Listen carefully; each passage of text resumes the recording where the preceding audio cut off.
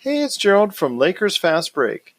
Anchor is the easiest way to make your next podcast. It's absolutely free, and their creation tools will allow you to record and edit your show right from your phone or your home computer. Anchor will then distribute your podcast for you so it can be heard on great podcast outlets like Spotify, Apple Podcasts, Radio Public, Google Podcasts, and many more. You can even make money from your podcast with no minimum listenership. It's everything you need to make a podcast all in one place. So download the free Anchor app today or go to anchor.fm to get started on your next podcast.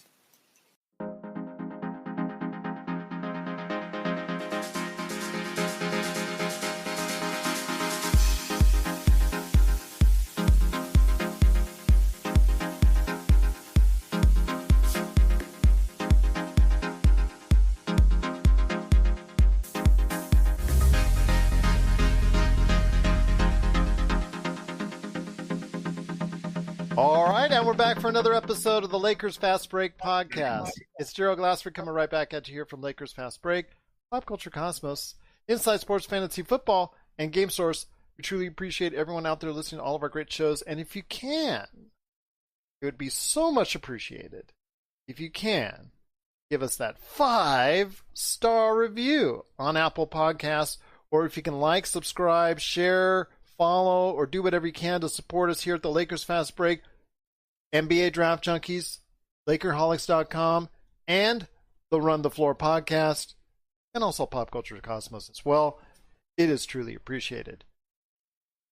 That sigh of relief is myself signaling out there that the Lakers, even though they set their foot way off the gas in the last half of the fourth quarter, still managed to pull out a not so comfortable victory, 110-100 over the Houston Rockets, a game in which they dominated for 3.5 quarters. They really did a lot of right things on both the offensive and the defensive end. Didn't need a whole lot of LeBron today, and it really showed because everybody else played an integral role to help out LeBron. And it was just such a great team effort today on both ends of the floor for 3.5 quarters. But like I said, what we saw was similar to what the Clippers did against Denver. Let their foot off the gas, and Houston came roaring back from, I believe, as much as 21 down in the 23 down in the second half to come as close to as 7 before the Lakers finally went and pulled it down on top. And here today to talk about everything that's going on with that game is my good friends indeed. We're going to start off with my good friend from NBA Draft Junkies. He's back. He's feeling much better. Hopefully not out still in the rain like he was left out yesterday, because not the best time to do it. But he is the man indeed from NBA Draft Junkies. You got to go ahead and check out the dozens and dozens of profile videos you are now watching on Facebook Live. If anything, you need help on the NBA draft, as far as your team, as far as what prospects, where to go, even though it is heading now to a November, I think 18th is what's going to be the finalized date for the NBA draft, which gives him even more time to go ahead and put more profiles up, mock drafts, mock lottery, more podcasts, and more things relating to the NBA draft. It is Rafael Barlowe. And Rafael, great to have you back on the program, my friend. I'm glad you're feeling better. Glad you're not out in the rain with a fire alarm. And glad everything is going well with you now. What did you see most as far as from the Lakers? Because I thought their first half of trying to run the Rockets off the three-point line worked for the most part very well. Yeah, they figured out Houston. This series is over. It's finished. You said that last time. I did, but I mean, what can the Rockets do at this point? It's like they, and I tweeted that the Lakers know that Houston doesn't want to take mid-range shots. So no way. They're giving them mid-range shots. And then when the guys get into the mid-range, they're throwing the ball to guys that are covered. They've taken away the corner three. And then I just thought Houston came out flat. Like they had zero energy. I don't even think the Lakers came out with great energy to start the game, but their energy was a lot better than Houston's. And I mean, if the Lakers don't take their foot off the gas, this is easily a 20-point blowout. The game wasn't as close as the score indicated. I agree. You're correct. I agree with you 100% on that, because for the most part, they had actually shut out the Houston Rockets when it came to second chance points and fast break points, which was essential for them gaining such a large lead. Also here today is my good friend. You can catch all the work that he does at Lakerholics.com. It is Sean Grice, the madman from Toronto, as I'm going to call him right now. And Magic Man, I want to ask you this. The things you saw that they did right, don't talk about the starting lineup change yet, because I'm going to leave that for LakerTom. But I want to go ahead and ask you real quick, the other players that get so maligned by all of us, including myself, they got the job done tonight. Not just Caruso. It just seemed like it was a team effort all around, and they were so effective. What worked so right here today that we didn't see in previous games? Yeah, I think tonight, Gerald, what we saw is a collective synergistic effort on both ends. Like, guys just pitching in and doing whatever, making the extra pass, getting the extra rebound. It seemed like with the 50-50 balls and the scramble plays, like there was just a purpose to the guys. To see it in their eyes, they were really intense. They like you said, for 3.5 quarters, they were really dominating the game. Absolutely, yes, they were. And it was a beautiful sight to see, if you're a Lakers fan, how effective they were and how ineffective James Harden was for most part. I mean, yeah, he had only 2 field goals for quite a period of a game. Well, it's what Rafael said a few days ago that got me really thinking about James Harden. Rafael said he takes himself out of these games. Like he literally just takes himself out of these games. I'm confounded by it, really. It just seemed. I remember what Kobe said once. Kobe said that he'd rather go 0 for 30 than 0 for 9. Because if he went 0 for 9 or 0 for 10, he'd be thinking what Rafael said about the Lakers changing the starting lineup, that he would look weak. That the other defenders might think that they have an edge with him. And I think that's the same with Harden. Like he takes himself out. He's had so many opportunities in this series to just pull up, take a 17-footer, and live with the results. But he's so stubborn with his offensive game. It's either dribble drive, or he's got to do his 18-second step back dribble 3. And he can do so many other things, but he takes himself out of these games. Absolutely, he does, and it's a good thing that he did so today, because it was for Houston. It was just so saddening for them, I'm sure, as you're a fan, to see how ineffective James Harden was at times, and it just alludes to some of those things that perpetuate in regards to, does he have it in the playoff time, or can he bring it all the time in the playoffs? And unfortunately today, go ahead. I think you guys aren't giving the Lakers defense enough credit. They made him take the ball out of his hands. And yeah, I mean, he was still aggressive tonight in the sense that he got to the free throw line a lot. But as far as getting up shot attempts, they trapped him. Sometimes it was late traps at the end of the shot clock. I think that he's been playing patient. He's been playing at a good pace. I mean, my issue is when he doesn't have the ball, he doesn't move. He just kind of stands there. Yeah. But I feel like all the credit goes to the Lakers defense, because they took away, for the most part, his drives. And then when he went to drive, they packed the paint, and then they stayed on the shooters. And yeah, I mean, I just feel like the Lakers defense deserves all the credit tonight, because their game plan, he only got 11 shots. So well, and we've seen with Caruso, I mean, LeBron he has a synergy with him on the court, that they understand one another out there. I'm not sure whether it's the energy they both bring on the court, or whether it's Caruso's ability to just kind of like be a sponge and just absorb what Rondo and LeBron are asking him to do. But it's a combination of things. And you can see in the plus minus in the regular season and in the playoffs now. So, I mean, when LeBron's effective out there and AD's effective, when they bring in Alex, there's the synergy there. And if you add in a KCP or a Danny Green or someone else, there just seems to be an effectiveness with those three, and you add two others. I'll tell you what, it was something very good to see. Plus, Rondo had another solid game, and it just seemed like they were getting a collective team effort, like Rafael had said, not only on the offensive, but a defensive end as well. And here to talk about that, plus something he is very happy about in regards to a starting lineup change, which he says, or probably will say, was long overdue, is our good friend indeed. He's the mastermind behind LakerHolics.com. You got to be part of the conversation today at LakerHolics.com, where not only Rafael drops videos, I drop podcasts, Sean Grice drops article after article, Jamie Sweet has always his 5 things, but LakerTom always has something to say at LakerHolics.com. And LakerTom, I know you got to be happy with the starting lineup change of Markieff Morris in, and of course JaVale McGee, a constant source of your irritation on the bench. Yeah, when Mike Trudell's tweet came out announcing the starting lineup, that made my day. I think that a lot of credit has to go to Frank Vogel.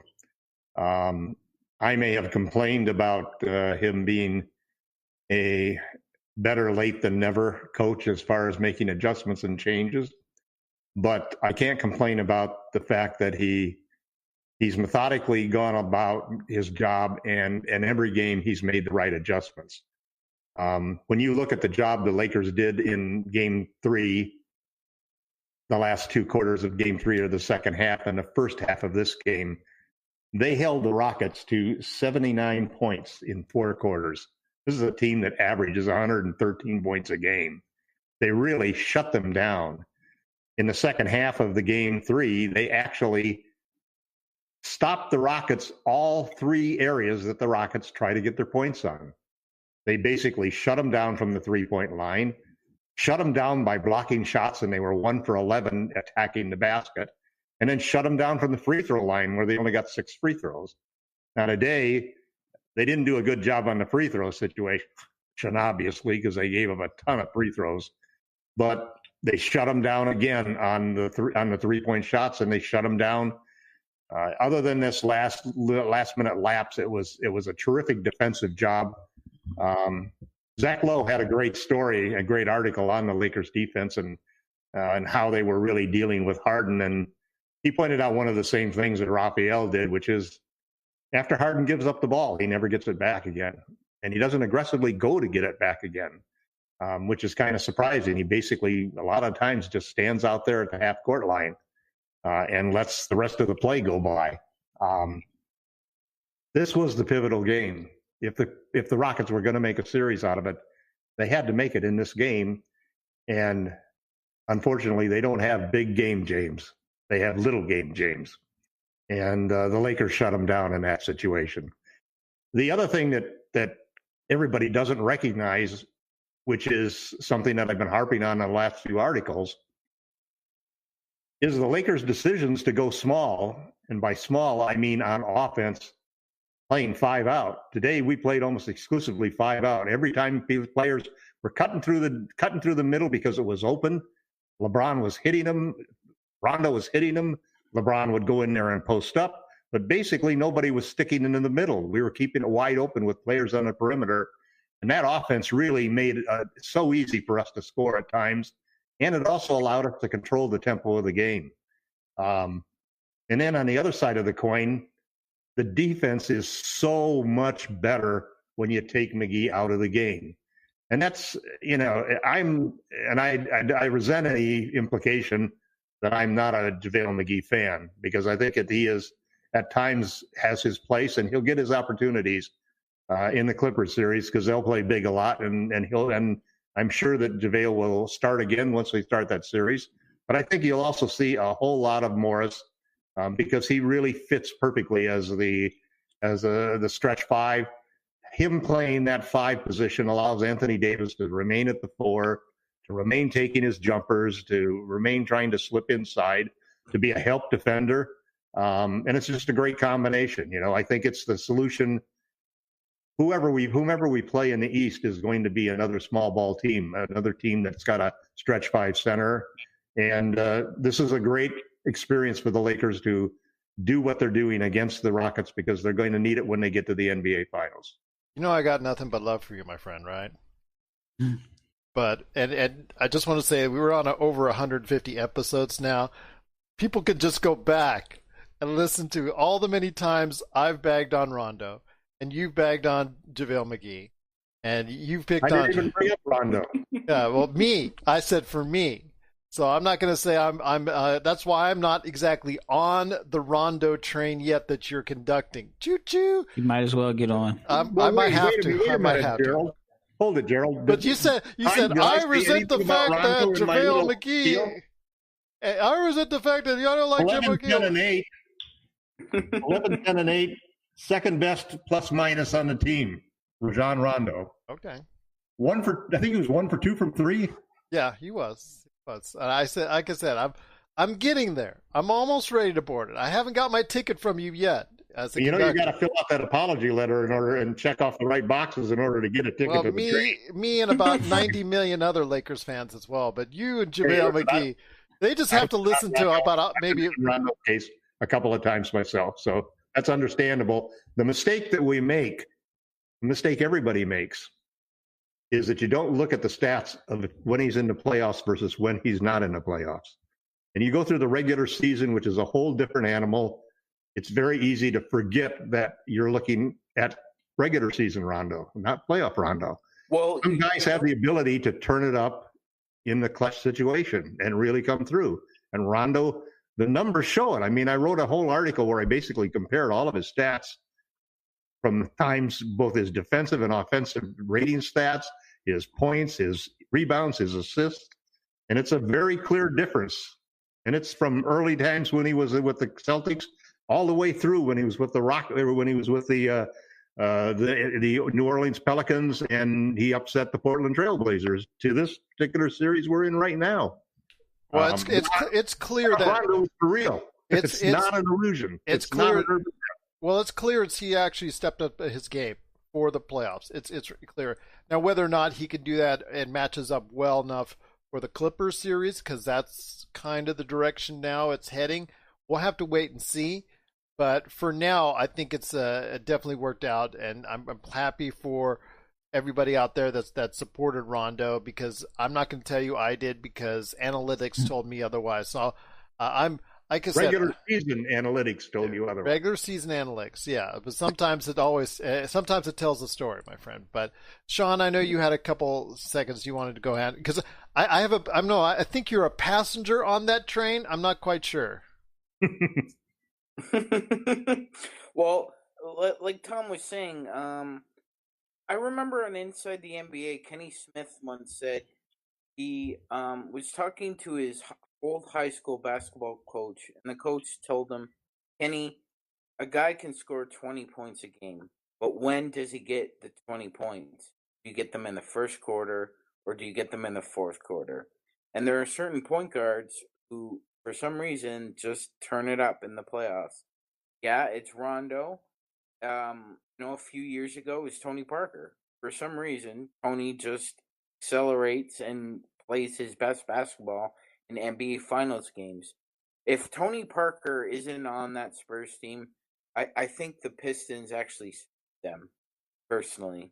But they ended up going to 7, and TP played well the whole series. This is Rafael from NBA Draft Junkies.com, and you are listening to the Lakers Fast Break. Check out what's been going on with the Pop Culture Cosmos Show and the PCC Multiverse. That is by far my favorite. because it's also character driven and the stakes are high and there's much more of a mystery and intrigue to it. A game like Wolfenstein, which people are saying are one of the most socially important video games of the past 10 years. Catch our shows on radio worldwide 7 days a week or at any time on Podbean, Spotify, Apple Podcasts, or on over 30 more podcast outlets. Well, it was something like today that you saw a quality effort from the other players. And Rafael, before we go ahead and focus in on what's coming up tomorrow for the NBA playoffs, I want you to go ahead and touch in on, is there anything that the Rockets really can do? Because as you said before, to even preface the series, they're not going to deviate pretty much who they are. So if you really can't deviate pretty much from who you are, maybe adding in a player here or there, or figuring out what went on with Daniel House Jr., I just, at this point in time, is there really no end as far as what Houston can do to go ahead and get back into the series? It's over. I don't think Westbrook had a better game today. But then he scored 30 in the last game. Yeah, he did. And he's scoring, but he's still somewhat of a liability because when he doesn't have the ball, they're just loading up the paint on Harden. And like I said earlier at the top of the broadcast, they've taken away the corner three, which is so big in Houston's offense. And then when teams normally close out on the corner three, they can swing and get an open three above the break. But they're not even able to get the ball in the corner. Like PJ Tucker, he's almost like Tom has been comparing him to a linebacker, but he's really been like a linebacker that doesn't get to play offense. He's just playing defense, standing in the corner, running back, playing defense, and he just hasn't been able to get shots. No points. He scored no points today. Yeah. Like NFL fullback. They never get the ball. Yeah.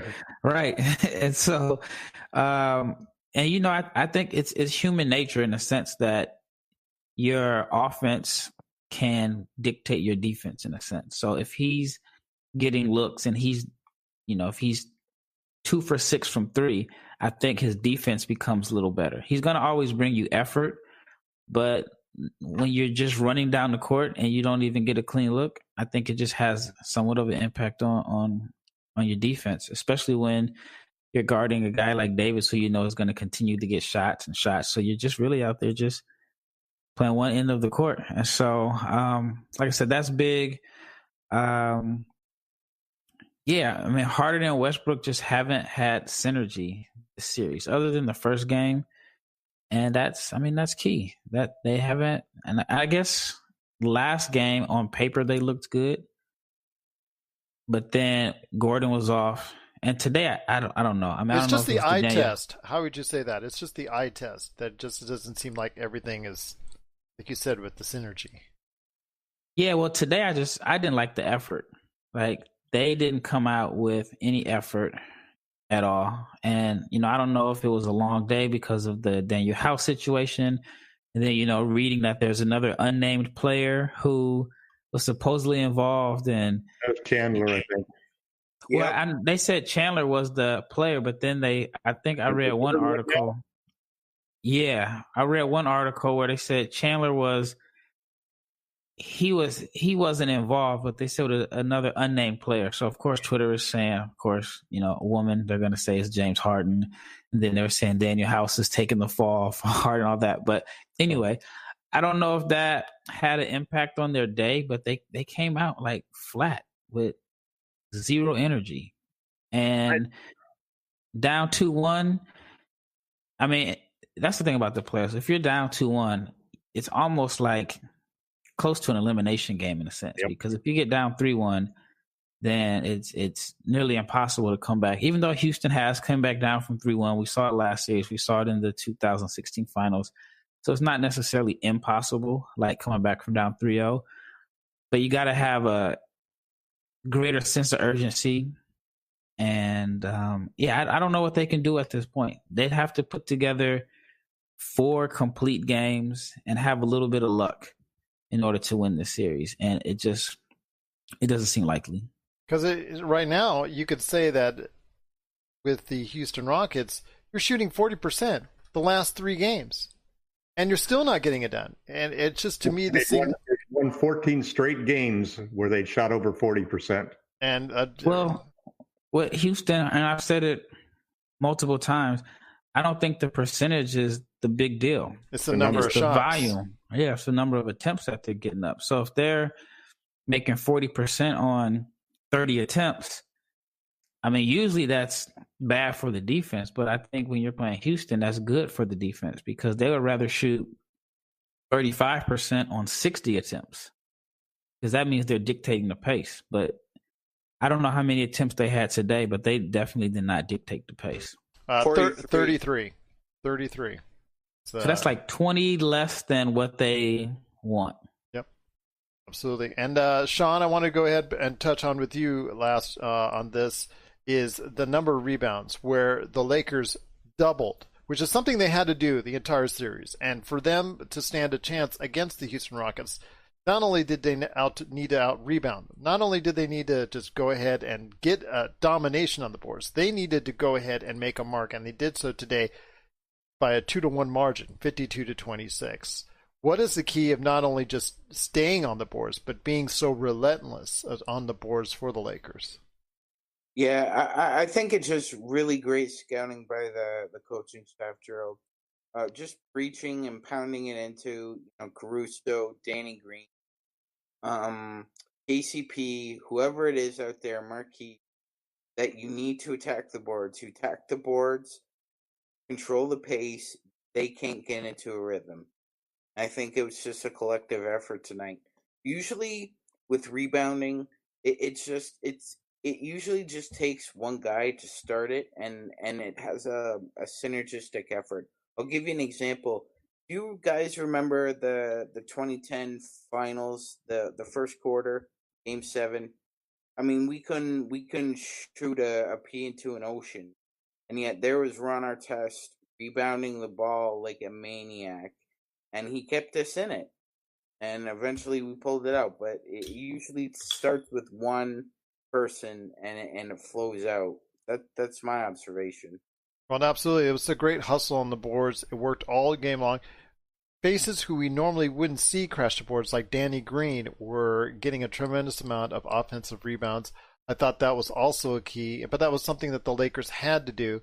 When it was more of an even battle, that would be a win for Houston, as it was earlier in the series. But LakerTom, I want to hear your final thoughts on this game before we go ahead and touch on tomorrow's games and head on out. Yeah, there's 2 things that jumped out at me. The first thing is that I think that this entire approach that the Houston Rockets have, the entire overcommitment, if you will, to the analytics game and to the three-point shot reached an absurd level in this game, because there were guys who had good chances of getting fouled or making a layup who were passing the ball out. I mean, it almost reminded me of a game where you were down by 2 points and players would drive to the hoop, and even though they had a clear shot, they would fire the ball out to a 3-point shooter because that was the only way they could win. I don't know if that was analytics, though. Sorry to cut you off. I don't think that was analytics. That LeBron and Davis were. That's almost fear of getting their shot blocked. I mean, LeBron, the message when he had those blocks last game, it sent a clear message that not only do you have to worry about Anthony Davis, if you get by him, you have LeBron flying from the weak side of the court. And I felt like there were times where Houston missed layups because they're worried about getting their shot blocked. So I think, but it's something about when it's like the only way they could possibly win the game or catch up was shooting threes. And that was partly because they were so far behind. So that was the first part about it that really struck me, is that they attacked the rim the same way as the Lakers attacked the rim, except the Lakers finished their plays and they passed out. The second thing was, and I hate to give credit to Charles Barkley because of how many inane, stupid things he says, but I have to agree with him that the Rockets are the Bucks of the West. They're the team that basically has a style that you're not going to win in the playoffs. You know, there's no way you're going to go through through four teams to win a championship playing that kind of basketball. It was an insane, and listen, this is coming from a guy who's a big analytics fan. I love the whole approach. I love the idea of spreading the thing. I think the Lakers should play that way all the time. But the simple truth is you can't play just that way. And you can't just totally rely upon that, because every game and every team has a different formula that you have to figure out in order to beat. They figured that out for the Rockets. I think a lot of the elements of that formula are going to be a blueprint for playing even the Clippers with Zubac in the middle, and definitely for playing the Celtics when we meet the Celtics in the finals. So that leads me into this final conversation. Could I add a footnote to that, Joe? Okay, footnote away, my friend. Footnote away. Yeah, no, I was just going to mention that's what's ironic about this whole thing to me, is that the Rockets took the approach that the Warriors had and tried to apply it to themselves. But what they failed to recognize was that in 2017 and 2018 and last year, the Warriors shot the mid-range very effectively in the regular season and in the playoffs. Certain teams did run them off the three-point line, but their guys were smart enough to recognize that I could still hit an 18-footer. I mean, what's the difference if Klay Thompson hits a 25-footer versus if he puts a ball on the floor because a team's closing out on him and he takes an 18-footer? Houston 1 point. has... That's the difference. Well, but the thing is, the Rockets aren't that. Like, that's what I'm saying. Klay Thompson, Kevin Durant, Steph Curry, they can all see if a team's closing out, okay, I'll just shoot this 18-footer. But the Rockets have capable shooters. Eric Gordon can do that. Right. He's but a the Warriors professional scorer. Harden can, Westbrook could do it. Westbrook only shot 2 mid-range shots tonight. He made one of them. They were both good looks, but Right. he went away from it for some reason. Well, he's not Warriors, efficient. The Warriors won it on No, defense. he's not. So, That's true. what the Rockets don't have is Draymond Green and Kevin Durant or Steph Curry. So there's a huge gap in talent as well as size. I mean, Yep. small ball. The thing that was great about the Warriors at their peak is they played small ball with big guys who could actually play the game. They could play either way, and that's really what the Lakers have. That's why the Lakers playing small, I think, is their best formula, because it's the game that fits the skill sets of LeBron James and Anthony Davis. And what I think the difference is with the Warriors shooting mid-range shots in Houston is that so Gordon and Westbrook are straight line drivers, right? Yeah. And they have to put their head down, and they're not as smooth with it. Like if Steph has a pull-up, he's not singular focused on, I got to get to the rack. Right. And so it's easy for him to 1-2 pull up. Westbrook is usually only shooting his pull up if you're backing all the way off of him. And it's still somewhat of a rhythm shot, but he just doesn't have nowhere near the same touch as Klay and Steph. And then Durant can just pull up and elevate over the top because he's 7 feet tall. I just think with Houston, I do believe that they passed up a lot of mid-range shots. To me, that wasn't the difference. This series changed in the third quarter of last game when LeBron had all of those blocks. It's hard enough to shoot over AD. And then if Bron is playing free safety off Westbrook and he's able to fly around the court, and he wasn't just altering shots, he was sending them across the court. That sends a message. It's like, yeah, I mean, and Westbrook is one of the most relentless drivers, period.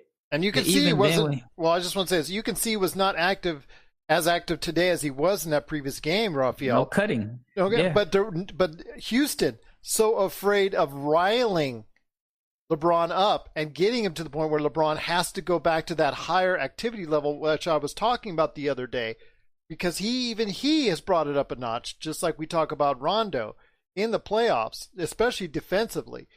They're so afraid of him inside blocking those shots they decided to go ahead and play a very passive ball, and in way they just were treating it inside, because you can see the fact that they were very apprehensive taking the ball anywhere near LeBron. Right. And I think another thing that hurts Houston is when Westbrook or Gordon, because I guess you can say they're out of control. I mean, they're straight line, they're head down, and they're going full speed ahead at the rim.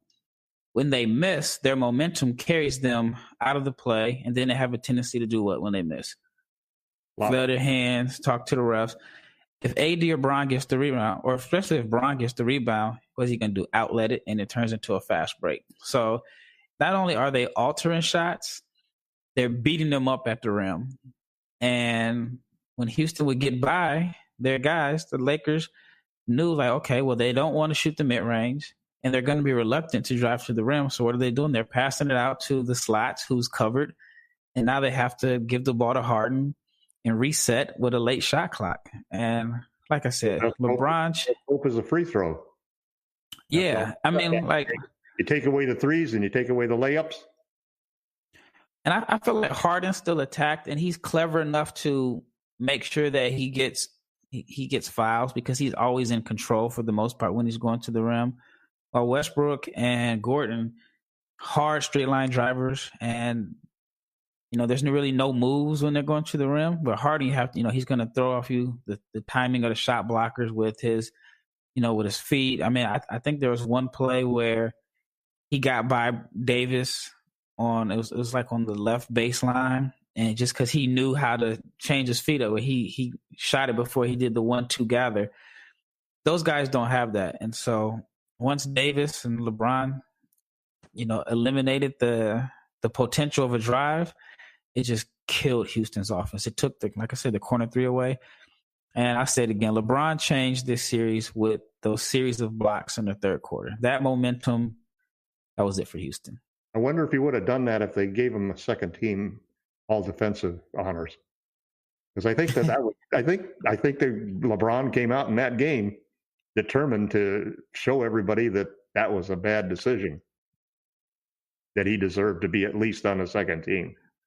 Maybe that's the case. We'll have to actually hear from him on that, but because he didn't mention it in his post-game thoughts. Obviously, he's focusing on social justice issues, which is obviously more important at this point in time. But with the Lakers, they are up 3-1 after 110-100 victory over the Houston Rockets. Relatively easy for most of the entire game for the Lakers.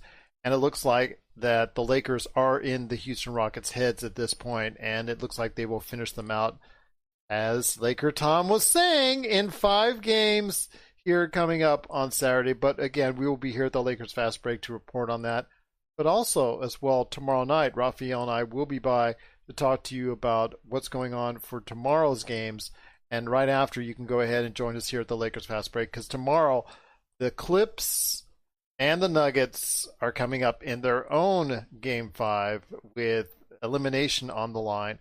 Plus, you also have as well, the best 2 words, I guess, from what I've been told and what I've been hearing in basketball. Game 7 coming up between Toronto and Boston, something that Rafael and I had predicted, although we certainly didn't expect it the way it was going, as far as on the verge of a 3-0, a half second away from a 3-0 lead for the Boston Celtics, gone awry, and now goes to Game 7. Call. Yes. If Kemba gets that foul call, which he was fouled, they're moving on. Well, I wish you were. Hey, you know what? Sorry to interrupt, but that took me back to 2004. Spurs are up 2-0 on the Lakers. Go back to LA. Lakers win both games. It's Game 5. Tim Duncan hits an incredible shot with 0.4 seconds left, with Shaquille O'Neal draped all over him. Draped all over him. Well, let's go ahead and recap it now. Let's go ahead and preview the game coming up here for tomorrow in Game 7. Let's start with that one. And I'll start with you, Magic Man. Something that I said on my solo show yesterday, because Rafael fortunately couldn't be here at that time, was what I mentioned was a focus in on certain aspects. Yes, Nolan Powell took over in the second overtime, but for some reason, when Kyle Lowry was really in a groove in that fourth quarter, they went away from him and started going to the other guys like Siakam and Powell, who was ineffective at that point in time and didn't really really didn't get turned on until that second overtime. But I want to ask you this: when you have someone in that fourth quarter as effective as Lowry was, do you see Nick Nurse saying, "Hey, you know what? I'm going to stick with him," because Siakam has been very iffy all series long. Yeah. Definitely, Gerald. I think what's happened with Pascal is he's not establishing himself deep in the post like he did earlier this season. He's not effective. You're right. His play has been choppy. He'll play good in spurts, and then there were times yesterday when I saw Raps fans just cringing their teeth when they passed it to Siakam instead of letting Kyle continue to. Or even Van Vliet was effective in spurts. Yeah, exactly. So I think, it's a Game 7, man, and one thing we know about Nick Nurse is he's completely unpredictable. He will pull a rabbit out of the hat if he thinks it'll help him win. Mm-hmm. He doesn't play favorites either. If you're struggling, he'll sit you. He sit Norm Powell in Game 6 when they were down, and he needed a spark. He brought him back in the second overtime, and Powell played amazing. Norm has one or two credible games in the playoffs for the Raps, no doubt. So he had his game. In this one, I think it's going to take a collective effort, and I know Rafael's been harping on Marc Gasol to kind of put his imprint on the game, or at least try to, and he's got to be effective in Game 7 if the Raptors are going to win. Now, if Marc Gasol is ineffective, the Raptors will not win Game 7. Well, I think they'll just go small. Yeah, they'll just go OG at the 5. Because it's worked with them. I think Stevens can counter that. I remember him at Butler.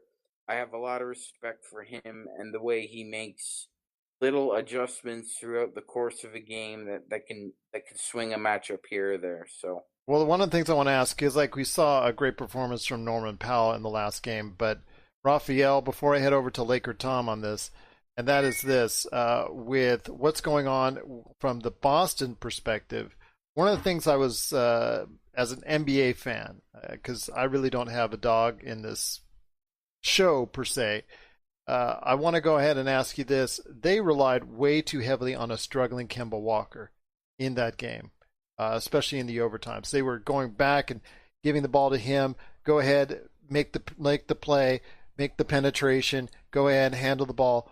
And when you've got a superstar like Tatum out there on the floor and you're not feeding him the ball constantly, I saw that as an issue.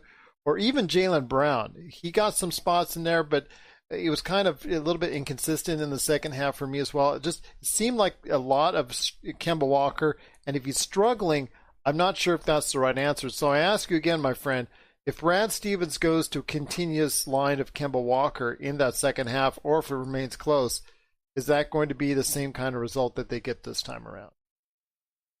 That's a tough one because, like, if you look at yesterday's game, Walker was 2 for 11, and then they started going to Tatum. Tatum was the most efficient of their players, but he shot under 50%, but he also had 6 turnovers. And Brown was 11 for 30. Including a great pass to Nick Nurse. Yeah. So it was like, I think they tried all 3. And they just couldn't get the stops or the shots when they needed them the most. And Lowry had huge plays. But I had tweeted, I don't know, maybe it was the first overtime. And I said, because with both teams, you don't necessarily know who their closer is. And so I said, I'm curious to see who is the closer for both teams.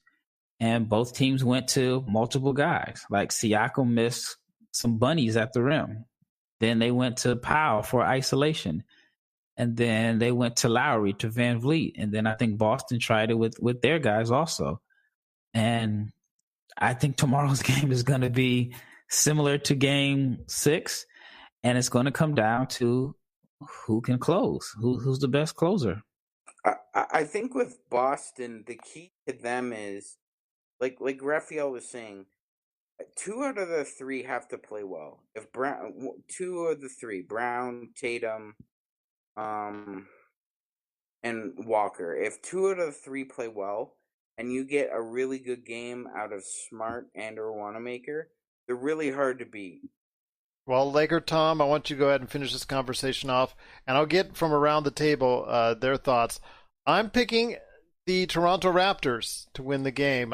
Rafael and I said, Rafael and I said it was going 7 games. I said the Raptors in 7. I'm still sticking with the Raptors. LakerTom, who do you have for this game as we head on? Well, I didn't make a prediction earlier, so I have an advantage over you guys because I don't have a horse in the race already like you two do.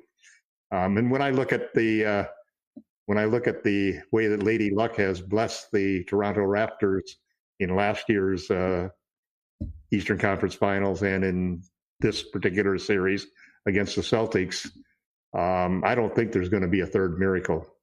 I think the Celtics are going to win this, and the Celtics and Lakers are going to be the ultimate bubble championship finals playoff situation. You did kind of hint that earlier in the show. Yeah, and the problem I see with both of those teams is exactly what Rafael alluded to, that they don't have a closer. I mean, in the Lakers situation, it's going to be LeBron or AD. Their 2 best players. One of those guys, and maybe both of them, are going to have the ball in their hands as you go down the stretch. Doesn't mean that they may not throw a pass over to Caruso to hit a 3 or KCP to hit a 3. I thought Caruso, by the way, this was the best game he's played as a Laker.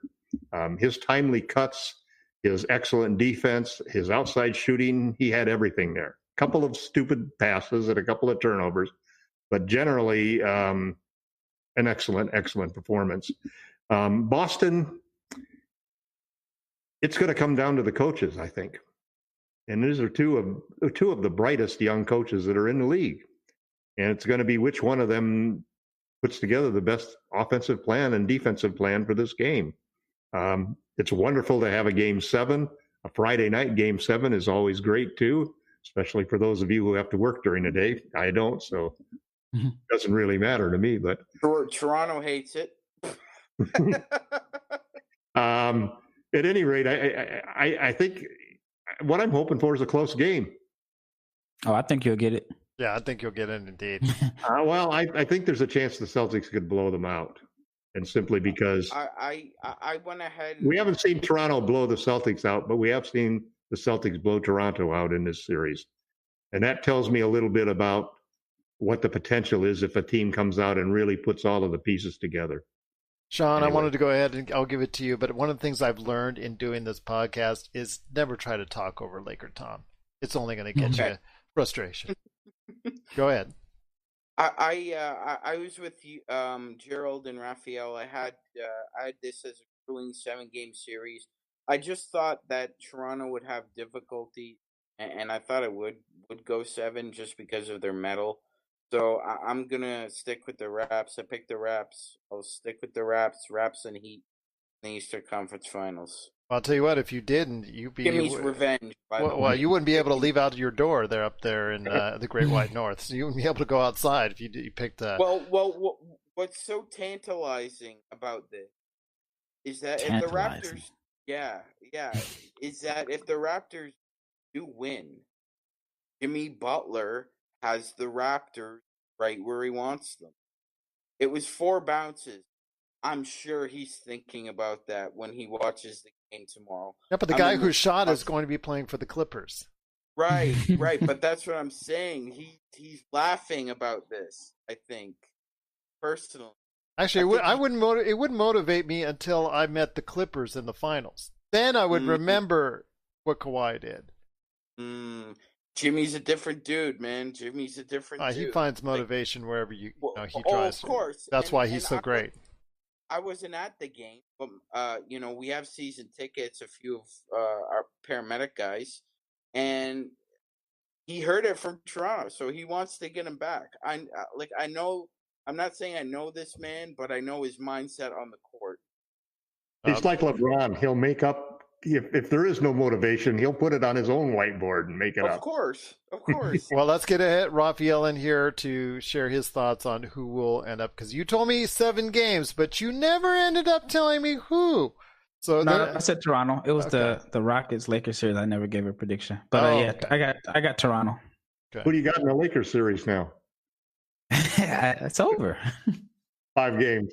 All Lakers right. in 5? Is that what I hear, Rafael? Lakers in 5? Yeah, it's over. We're signaling the ref for a quick timeout, but we'll be back with more of the Lakers Fast Break podcast. Hey, Lakers fans!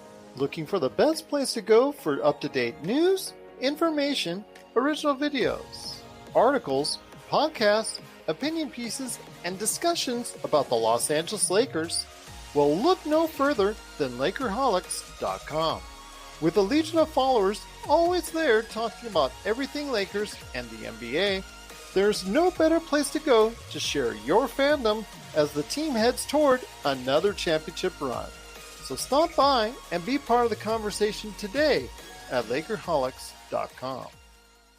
And so we can go ahead and get to what we're working on with Lakerholics.com and NBA Draft Junkies. Let's go ahead and say what Rafael is now known for saying when it comes to the Clippers and the Nuggets. It's over. Magic Man? It's over. It's 5 games. It's over. I predicted 5. I'll do a short one, too. Ask me. Go ahead, LakerTom. It's over. Rafael? It's done. Can I just add something? Go for it. Yeah. Did anybody find Dame's Twitter feed today? Because he was on fire talking about what he thought about Michael Porter.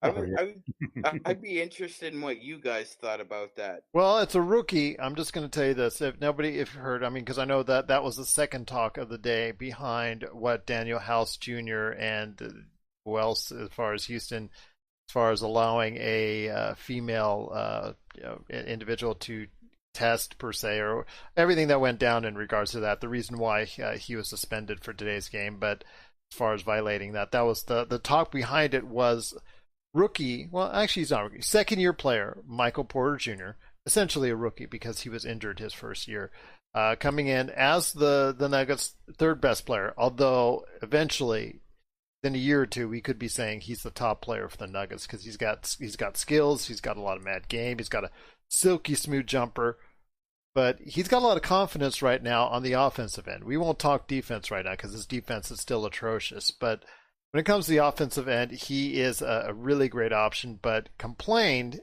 in the loss, after the loss by of the Nick, for the Nuggets in their previous game against the Clippers, and complained heavily about not getting enough touches, which as a young player is going to set off an entire locker room. So I ask so I ask you, I know your experience from Sean, and that's why you wanted to bring it up. I'm just going to tell you right now that, if you're in that locker room, you cannot be happy about voicing that to the public. Rafael, as someone who knows certain players around the league, you cannot tell me this went over well. No, it didn't. And I thought John Hollinger had the tweet of the day around it. I don't know if you had a chance to see it, but he had mentioned that he fell in the draft not only because of his back issues, and then he just kind of left it up to you to decide what was that reason. And I think he comes off selfish. And you can say this is the third time within the last 6 months that he has said or tweeted something that other NBA players did not like. The one was, I think, with the George Floyd situation. He must have said something along the lines of, why is everybody praying for this family? I think you need to pray for the family of the officers. Valid points, but it's just one of those things that's not going to be received well. And then he says something else. I know, I guess they call them all lives matter, which, that's his opinion. But in this climate, it's not going to be received well. And I know Steven Jackson had tweeted something to him. And I had told one of my friends earlier, he said, well, why is a rookie even getting interviewed in this situation? I said, well, because they know he'll say something that's controversial. And so right now, I mean, he's going to give you clickbait material. But yeah, I think that he was wrong for saying that. And then also, it would be like Kuzma saying that the Lakers didn't give him enough shots. Well, no, they're not going to run plays for you, Kyle Kuzma. You know, maybe if you cut or ran the floor or something like that, you may have to generate your own touches in a sense. So, yeah, I don't think it went well in the locker room. I think that, you know, they're going to have to tell him, hey, you got to chill out with the tweets and, you know, with the comments. And he may be in a sense like Kyrie now. You know, with Kyrie, you're going to get a good soundbite if you ask him a question. Right. And even Derrick Rose at one point. Derrick Rose was just brutally honest no matter what question that you asked him. So, yeah, I think Porter Jr. needs to have a conference with his agent. What's that? Needs to have a conference with his agent. Yeah, and I'm sure like the coaches or whoever has talked to him, but it just wasn't a good look for him. No, it wasn't. But we'll wait and see if he does get more touches. And if that is, you know, that will do anything to go ahead and stave off Nuggets from elimination, at least for one more game. We'll see if that works tomorrow. I don't think it will. As Rafael would say, well, now he says they're done. So, you know, it's done when it concerns this series. I wholeheartedly agree. We all think it's done after this game tomorrow. But Rafael and I will be back tomorrow to go ahead and report on that right here at the Lakers Fast Break. But before we head out, Rafael, I want to turn it back over to you. Not only did you have an outstanding appearance on Chris LeBron's great show, Off the Ball podcast, you do so much for NBA Draft Junkies and the Run the Floor podcast as well. So I want to hear your thoughts on what you're doing. I know same old, but you had a day off to go ahead and rest and recharge. What are your thoughts on what you're doing? No day off. Well, no. For me, anyways, a day off for me is like a vacation for most people. I had a night off. Today, did I put up something today? I'm not sure. I know I had 2 podcasts today that I have to edit and put up. And then I have one tomorrow. So yeah, I have a couple of just different podcasts where I've invited different subscribers to come on my show and talk about their big board of their mock lottery. So I have 2 of those that I should have up sometime tomorrow. And then now that I have an extra month for the NBA draft, I just got to find ways to drag out this content. I mean, it's and so I've been pretty busy, and I guess I don't have to rush as much now because I had a goal of videos that I wanted to put up before the draft. So now I got an extra 30 days to get it done. So I could probably slow down a little bit, but yeah, it's just the same old. And who knows? You know, with all this time, I think there could be a situation where maybe different players want different footage out there, because I know like their agents can't send it to teams, but I could send it to teams. So I think that could be something that I could have going on in the near future. There you go. I'm so happy for you. I wish you all the success in the world. It is, once again, the Run the Floor podcast and NBA Draft Junkies, not only in a podcast form, but as you saw while he was talking, so many dozens and dozens of prospect videos that are out there on NBA Draft Junkies right there for you. Again, his NBA Draft Junkies podcast, his Run the Floor podcast. You got to listen to all the great stuff, watch all the great things he's doing, and of course also visit his overall page, NBADraftJunkies.com. And for these guys right here, LakerTom and Magic Man, before we head on out, Sean, a.k.a. Magic Man, I'll head it over to you, my friend, the Madman from Toronto. What are you up to as far as talking about at Lakerholics.com? Well, Gerald, I'm picking up on something I saw that is giving me some positive vibes about going into the next series. JaVale McGee and Dwight look very engaged watching the game. I know JaVale has the dealing with the ankle situation, and Dwight was a DNP again tonight. But they both were watching the game, paying attention, talking to one another. And that was really important, I thought, because they're definitely going to be needed in the next series. I thought you were going to say for a second, well, JaVale had the sore ankle situation that Dwight Howard had the sore gluteus maximus situation from sitting on the bench, from sitting on the bench so long. So, but it's great. He didn't look like he had a sore ego tonight, though. Yeah, No. I mean, he looks very engaged. Yeah, him, except for the part where they were both like, as he was getting closer, they were laying down on the right there on the stanchion there. That was kind of funny. But they look engaged. They look, and I know it was noted by the guys at TNT about how engaged they still were when the Lakers were rolling, and that's good. That these egos are not bruised to the point where it's becoming a detriment to the team. That they are still engaged, and this is something that we've talked about all season about how the Lakers have the best chemistry in the NBA. At times, it was frayed so far in this bubble, but it looks like it's been repaired as the team has gone on round by round. LakerTom, I know you're working on a lot of stuff for Lakerholics.com as well, so before we head on out, give us the update. What's going on for LakerTom at Lakerholics.com? Well, I think there's two things that I'm looking at, and they're very closely related in my mind. I think that while the Clippers play an entirely different style of basketball than the Houston Rockets do, I think that there were important lessons and key rotations that have come out of the series with the Rockets that basically will be included in the game plans for the Clippers. I think for sure we're going to see Rondo and I think we're going to see a lot of Rondo and Morris when we play small. I think we're going to see a lot of Rondo, period, because I think that he's in a Western Conference Finals. The way Rondo's been playing is exactly what the Lakers needed. He is going to be the wild card in that series, I feel. I also feel that Morris is going to transform the way that we play small ball. And I think that we're going to see when we go small, even against the Clippers, that we're going to try to push Zubac to the bench whenever we go small. We're going to spread it out just like we did against the Rockets, 5 out, opening up lanes for LeBron to drive and so forth, and forcing them to put Montrezl Harrell in there, who's a terrible defender. I think that I think we're going to go back to JaVale starting. I think that makes sense, and I think Howard's going to get minutes also. And we'll play big like that because I definitely feel that JaVale McGee and Dwight Howard can match up really well with Ivica Zubac.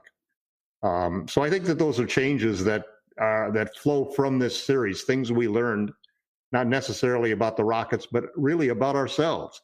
How do we play defense best? And the truth of the matter is that our best defense is when we play small, when we have guys flying around, when we have LeBron flying around. And so I think that you're going to see half of the time, we're going to play half of the game big with JaVale or Howard in the game, but we're going to play 24 minutes of the same type of spread it out wide, 5 out, small ball, with LeBron and AD being our bigs that are going to protect the rim. And those are the things that I'll be working on in Lakerholics.com. As Sean knows, and anybody who goes to the site knows, those are the things that I'll be pushing in the comments and pushing on Twitter as at LakerTom. So I think this was a valuable series. I've been impressed with Frank's. I've really been on Frank's butt the entire. Oh, really? And I've apologized to him once, and I might even do another apology story for him because I think he's made terrific adjustments at both ends of the court. I was never really doubting that he would make the right adjustments defensively, but I always had a lot of questions about the adjustments offensively. Oh, you were doubting. And I'm really impressed. I wish they had the inside access that some of the writers do to ask him questions about, and to talk to other members of the staff to find out how the decisions were made to move to the 5 out stuff and to stop putting a dunker down in there when we're playing small, to stop trying to post up Anthony Davis. But we learned a lot about the team and where our strengths are. And the performance, even though we didn't finish this game off well, the performance in the last 3 games has really given us a recipe and a blueprint for how we're going to play all the way the rest of the playoffs. The only thing is, though, and this we'll talk about more and more, is they cannot be so ready to go ahead and give up the mid-range game, because you cannot give up the mid-range game to Kawhi, or otherwise. You have to double Kawhi and get the ball out of his hands, because he'll make the right play, just like Harden will. Well, we'll talk about that and more once both teams clinch the championship as far as their end of the playoffs, once they both get their sides done, which looks like to be a mere formality at this point, with both the Lakers and the Clippers up 3-1 in their series, and Rafael saying they're done, and I'm saying they're done, and LakerTom and Sean are both saying they're done. So we're looking forward to going ahead and reporting on that. And also tomorrow, Rafael and I will be back once again, giving you a wrap-up of the day's events in the NBA playoffs. Looking forward to it. Plus, LakerTom and Sean will be back down the line here as the Lakers continue their drive towards another championship. But we'll see how it goes when we've got a great weekend in store for us here in the NBA playoffs. And we're going to cover it for you right here at the Lakers Fast Break Podcast.